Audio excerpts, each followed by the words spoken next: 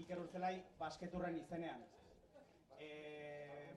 Bizi Sagardoa, Euskal Herriko sagardoaren kultura eta turismoa sustatzeko elkartea martxan da. Gaur aurkeztu dute Donostiako akuariumean.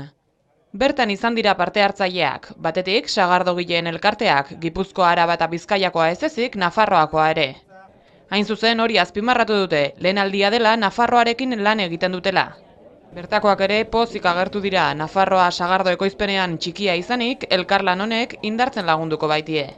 Sagardogileen elkarte hauez gain, 9 udalek, fundazioek, museoek, zenbait enpresek eta beste zenbait eragilek hartuko dute parte Bizi Sagardoa elkartean.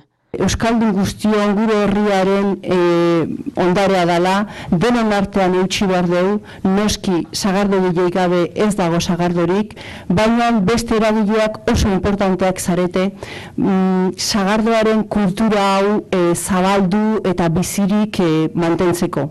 Denbora luzea daramate honetan lanean. Gaurko batze hau ordea, ibilbide luze baten abia-puntua besterik ez dela argi utzi nahi izan dute.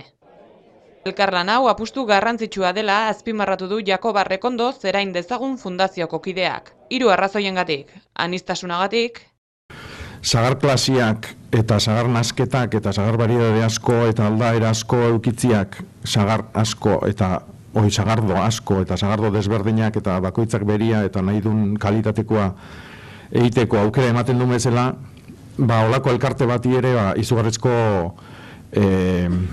izugarrizko brilua emateko gaur hemen bildu gehan dainako jende desberdinak helburu jakin batzuen bueltan biltziak, ezta. elkarlanagatik, Sagardogilea baserritarra gabe ez da ezerre, baina horri denai erazte bali madio nortasuna, kultura, turismoa, bizitarik ondo kudeatzeko gaitasuna horrek utzi dezaken balore ekonomikoa, nik uste eta azkenean borobiltzen nahi gehala gure lana, ezta? eta sagardoak duen etorkizunagatik. Sagardoak etorkizun izugarria daka, baina ez bakarrik, baizik eta denon artean, ezta?